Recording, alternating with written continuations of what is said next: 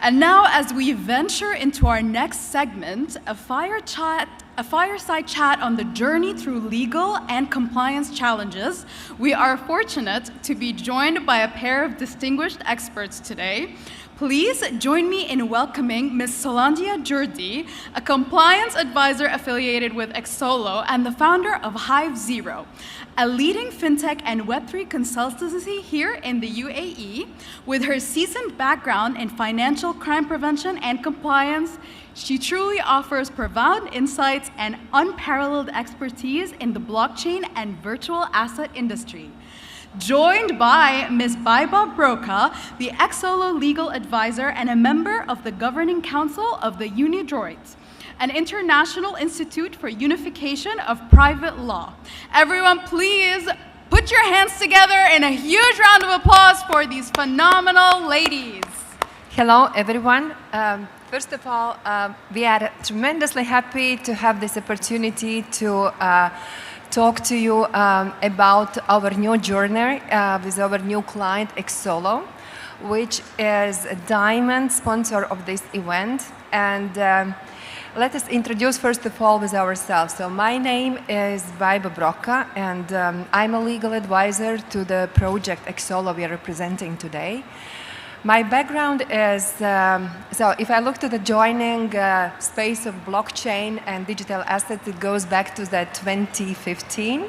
It's comparatively quite early stage, and today already I'm happy to be part of quite many successful projects operating within the space.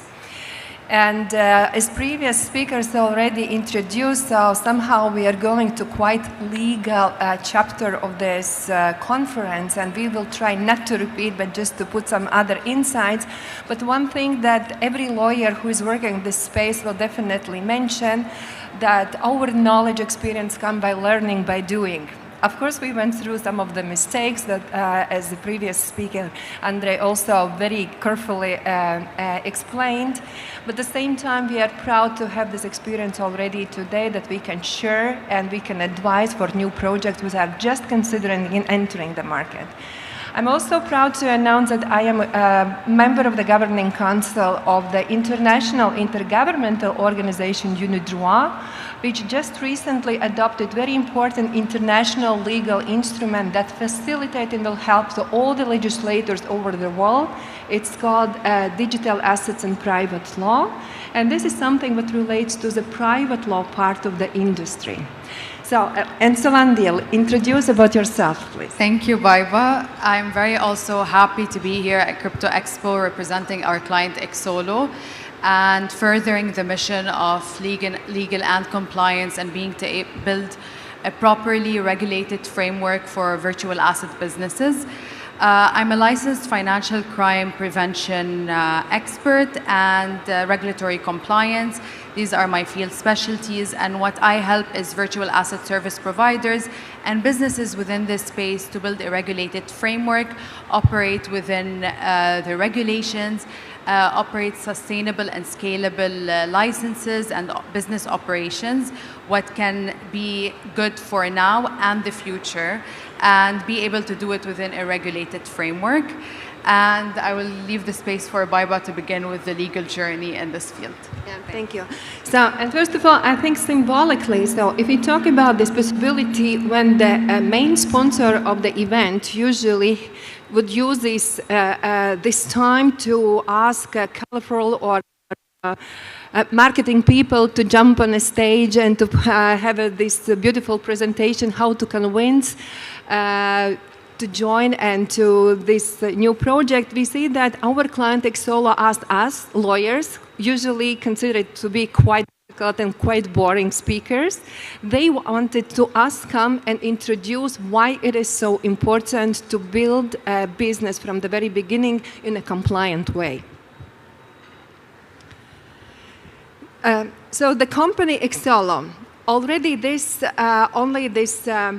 statement, Exolo actually comes with a very grounded and detailed vision and thoughts and philosophy behind the name itself. So it comes with a methodology which brings the specific power and values, this pink stone which comes with the values which are the base and fundamental values how the business should be built.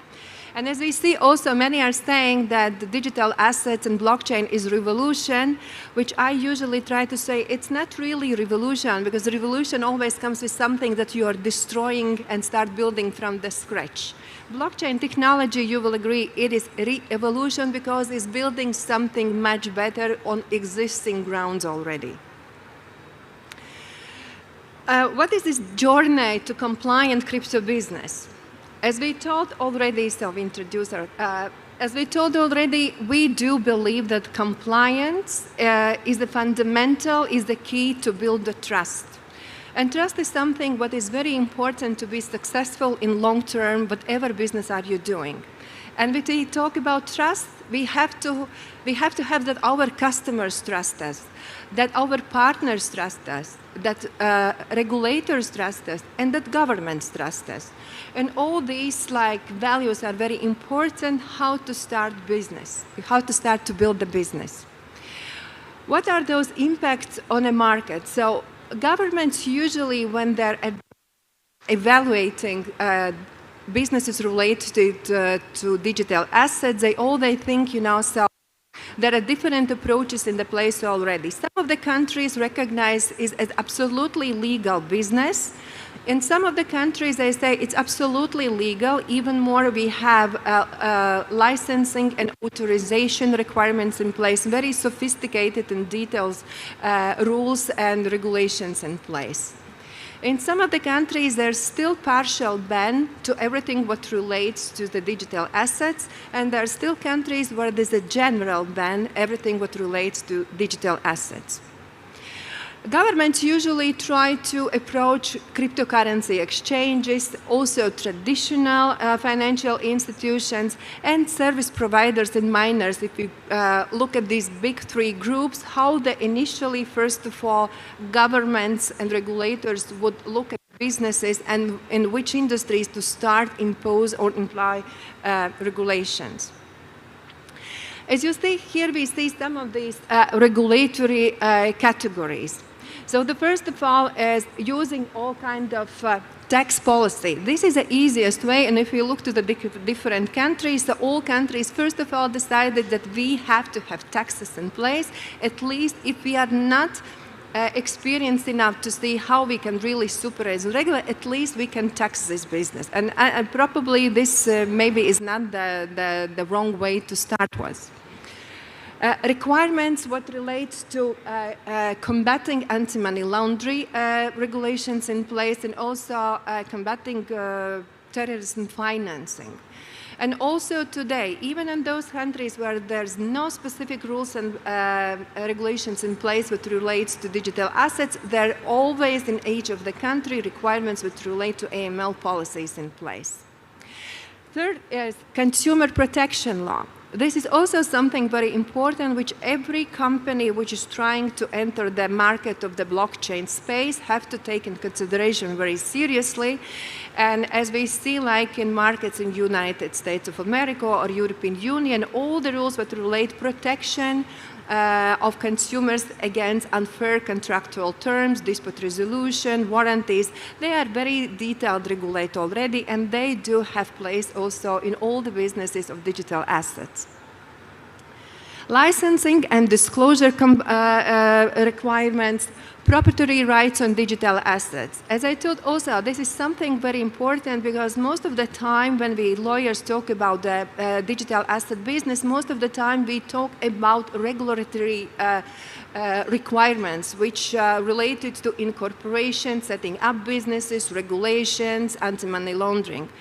But of course, there is a big part of the business which goes back to the private law, proprietary right of digital assets. Who can have custody, who can have control over the digital assets, how the transfer of proprietary rights can be done, what are the rights of creditors in case of insolvencies. So those questions, of course, became very significant if you look back to the very difficult year for crypto industry 2022, when we saw many many of the significant players within the market who collapsed, and those questions were arised. Sorry, coming back a little bit, skipped. Then we talk about insolvency issues, as I mentioned, also intellectual property issues. We talk about data protection, private issues in general law. So all these different parts of the legal aspects are very important, which we try to analyze every time when we are dealing with some new initiative and new business plan. And this is just like a puzzle of all different legal terms and issues which we usually discuss when we have to start building and advising our clients how this journey will start and through how many different angles we have to navigate in order to reach something that we really trust and which is compliant.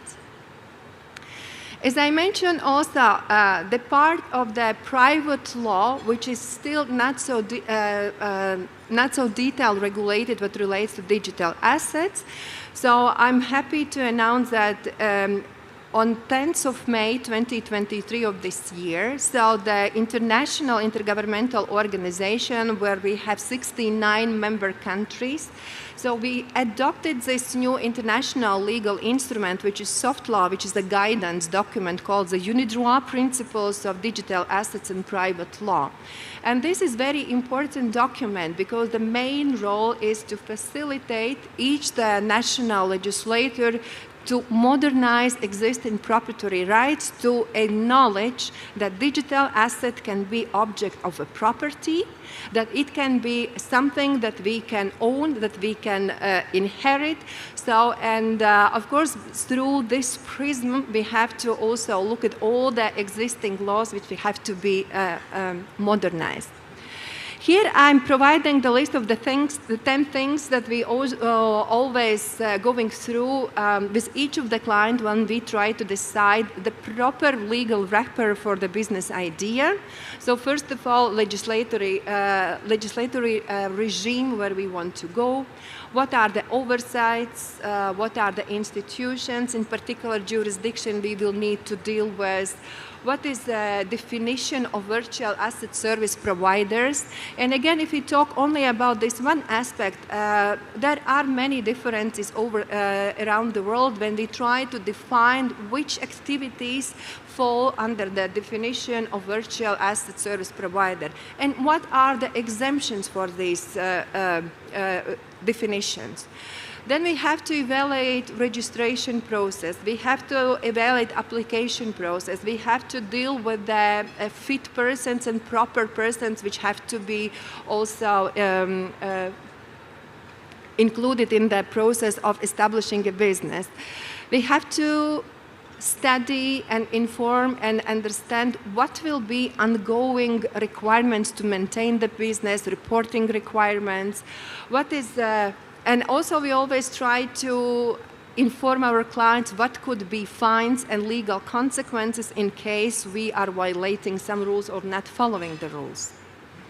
So here you have a picture of the different jurisdictions, as we called popular jurisdictions, which many of our clients try to evaluate or as businesses are establishing. Of course, if we go to European Union, so there is one of the pioneer countries, Malta, Liechtenstein, also today, Germany, Lithuania, Estonia are still countries where are the specific rules and regulations in place. Then BVI, British Virgin Islands, Caymans, United States. Then we see also, and of course today, being here in Dubai and living last 4 years here in Dubai, I want to also emphasize that United Arab Emirates is one of the most important places in the world, and at least defining to be this active hub where the businesses can be incorporated and managed. Different types of crypto businesses, as you see also what relates to all kind of different licensing requirements and maintenance as well. So crypto exchanges, payment solutions, trading companies, security token issuance or initial token issuance companies, mining companies, gaming industry. So all these different branches all go back to regulations which involve the virtual asset service providers. very specific actually topic to be analyzed every time goes back when we have to choose and deal with a unique way of the governance within the blockchain, and which comes with the transparency and integrity, security, accountability, sustainability, and operations, and ability to fulfill promises and obligations towards, again, building the trust obligations toward our customers, toward the regulators, and also our business partners itself. There are also some of these puzzles which we have to go when we talk about crypto governance, how we can do and what kind of legal structures we can find, decentralized autonomous organizations, different types of limited liability companies, investment funds, venture funds. So there are, based on the business models, of course, there are different possibilities. How can we structure also business? Decentralized autonomous organizations is something which is very popular, and from legal perspective, there's still some of the questions how these organizations should be regulated, and we do see some of the regulations in place, like in United States and Wyoming State, where you can incorporate DAO in a form of limited liability company, or in Marshall Islands also. So in coming years also, like in European Commission, also European Law Institute is right now setting up a very detailed guidelines how we should look and regulate this DAO within the commercial law of the European Union.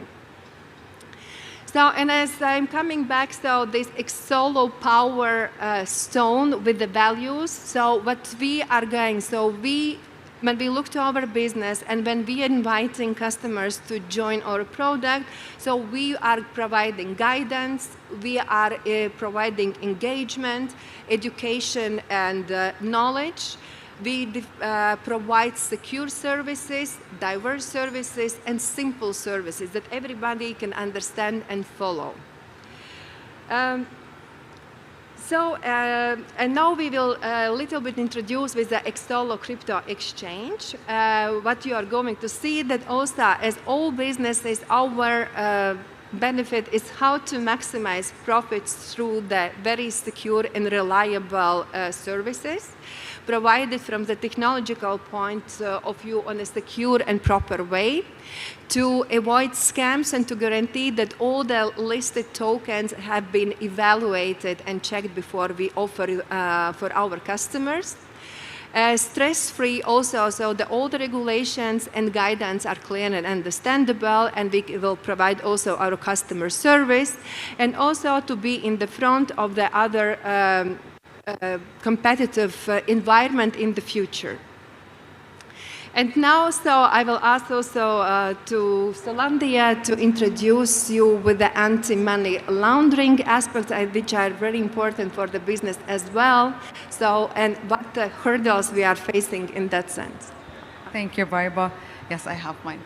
I would like to re-emphasize on what you said regarding it not being sometimes easy or interesting to listen to legal and compliance sessions with the technicality, we understand that it has a lot of burden or hassles, but I see year after year, especially in these conferences, that there's more conceptualized understanding in the field.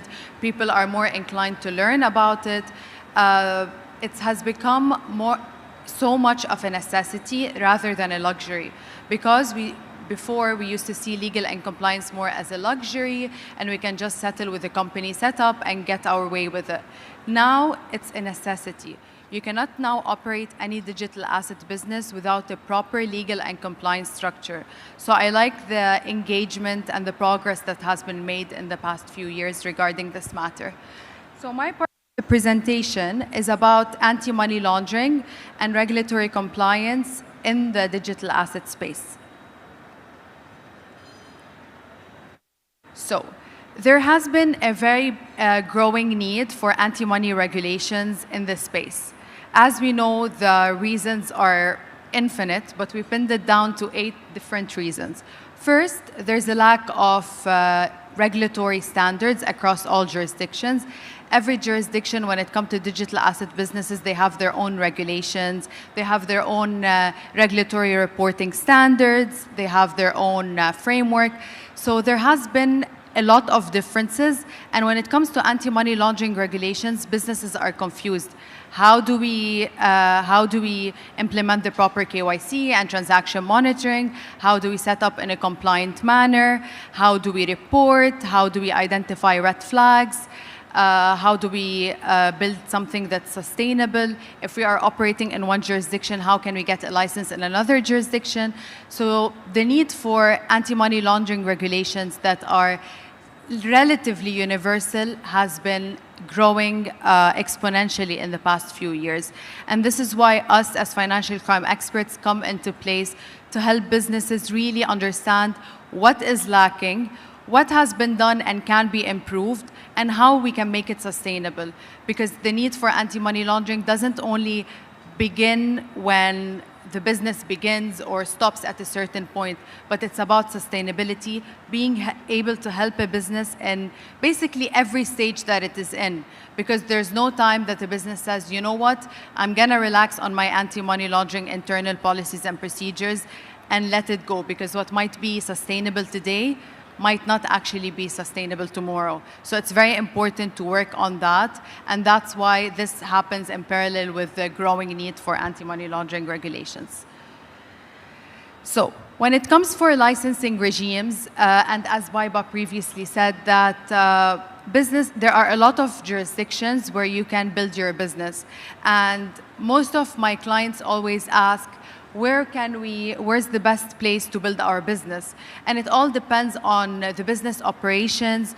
It depends where do you see yourself more in, depending on your business operations. What is your target markets? What are you trying to aim to do? So there are a lot of factors that come into place depending on what the client requires and what's more legally appropriate. At Exolo, we look into what is sustainable, what is achievable, and what is measurable. Because when we want to think of jurisdictions we want to operate in and license in and target markets in, we look at such jurisdictions that really allow us to grow. Because some businesses can set up in any jurisdiction, and later on the jurisdiction may not be feasible. So there's legal, compliance, business operation costs that actually might not go anywhere. So there are a lot of factors that come into place when we think of the proper license to go with for our clients. So when we talk about anti-money laundering regulations, or when you see news on LinkedIn that there are countries that are now gray listed, countries that are blacklisted, countries you cannot operate in, new virtual asset regulations, we always come back to FATF, which is the Intergovernmental Body on Combating Financial Crimes, and other international bodies. It's very important to know that when there is anti-money laundering regulations coming into place, it's always important to check what FATF has said, Financial Action Task Force, and in parallel check what international and national jurisdictions say in order to have a better idea. So I always encourage learning and education when we want to understand what are the latest AML and CFT regulations coming into place. KYC and KYB in digital asset businesses. I'm very proud to say that at Exolo, KYC and KYB is taken very seriously because it's very important today to operate a digital asset business, to know your customer, to know your business, to know who you are working with. And if you're working with a business, to know who is its ultimate beneficial owners, to know who are the third-party associates in the business. And if you are working with individuals, to know which country they are coming from, what nationality and residency they have, what occupation, what's their source of funds, their source of wealth, to do a PEP and sanction screening on them. So KYC and KYB need has been growing a lot. And in most of the jurisdictions where you get licensed, it's not only KYC that is required, but it's how you set up your KYC, how you set up your tier levels, how you get triggered on a certain red flag and how you mitigate it. Because it's one thing that we sign up with a KYC vendor and we say we are doing our KYC.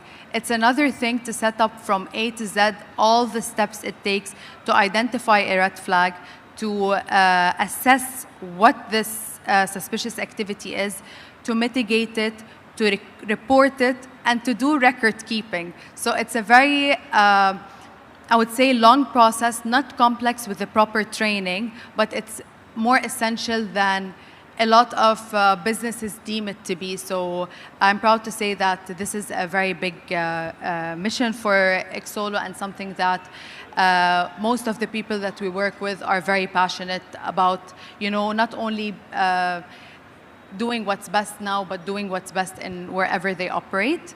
And it's also important when we talk about KYC and KYB because we are in digital asset space, we know that we don't do KYC and KYB like we did in banking before. Now there is artificial intelligence and machine learning with the third-party vendors we use. So it's also very important to do our due diligence with third-party vendors we work with, implement proper AI, proper machine learning to be able to minimize human error, but allow manual intervention when it's necessary. Here, I have put risk parameters for KYC and risk parameters for KYB in the slide after that we have discussed. It's very important to acquaint ourselves with these parameters when we work with anyone, when you sign a contract with anyone, when you onboard anyone on your crypto business, when you want to invest in any project or receive any investment. It's very important to acquaint yourself who you do business with.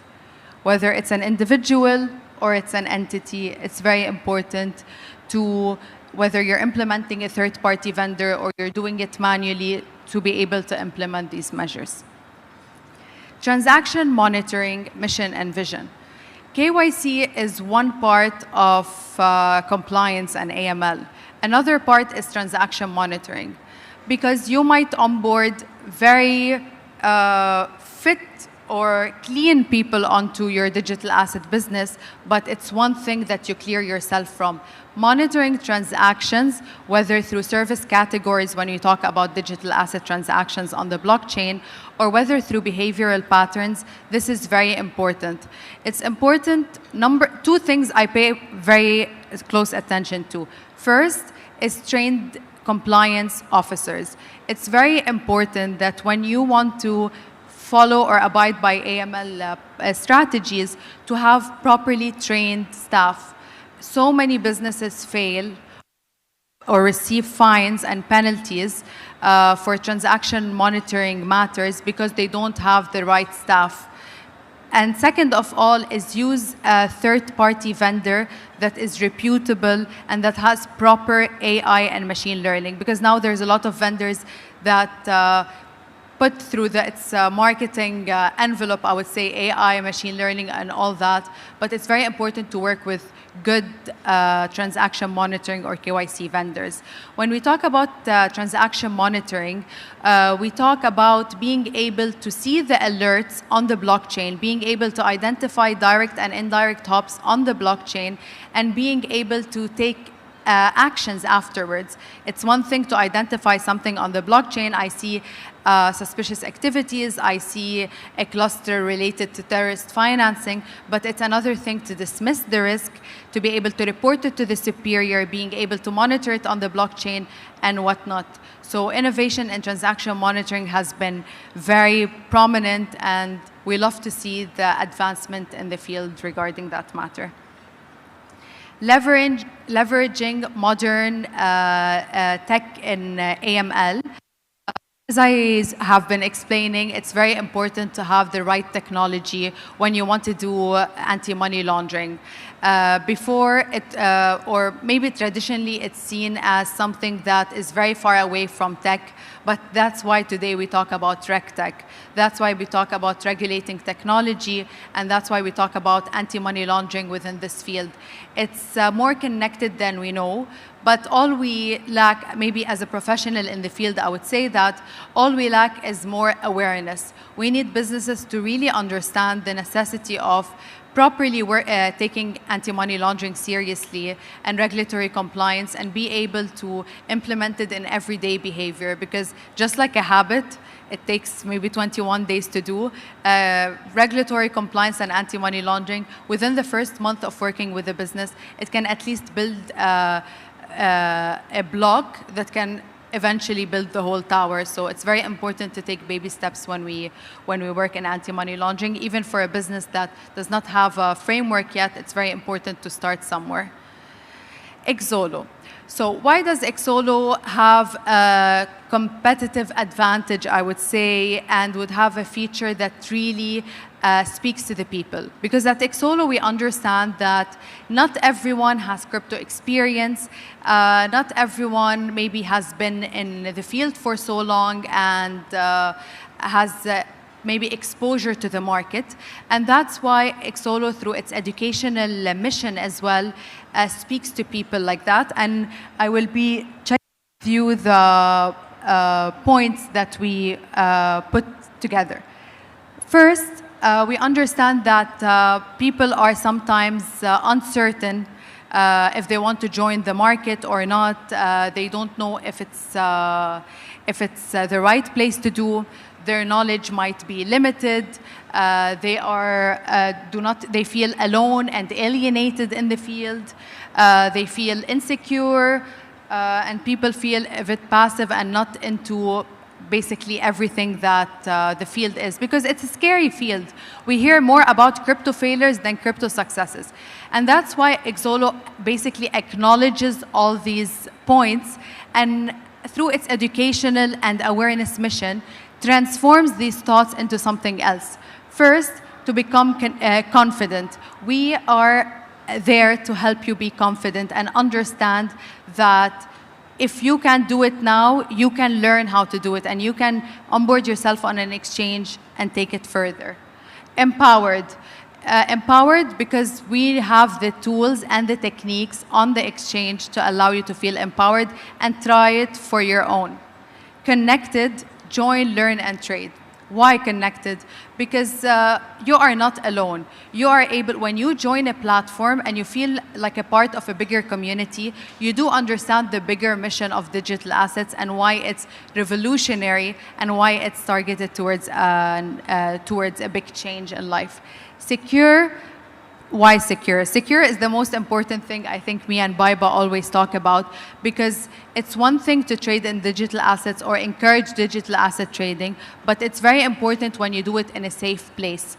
When you do it with a place that takes care of custody, they take care of business operations, of customer support, of your anti-money laundering measures. So it's very important to work in somewhere that is secure, somewhere that is safe, somewhere where basically you can sleep when you know your money is somewhere else. So taking care of that measure is something that at Exolo we hold very dearly to us. And active. Active instead of passive, because it's a continuing learning curve, and it's a continuing learning hub that together we can grow, together we can contribute further to society, to the community, to the digital asset changes, and to the blockchain world that we all, in one way or another, are part of it. Some have not maybe admitted to themselves that they are part of the blockchain world, but in one way or another, if we are not now, we will be in the future. So I would like to thank you all for listening to me and Baiba in this speech, and we encourage you to really dip into this field, understand more about legal and compliance regulations, but most importantly than all, be a part of this community. Thank you.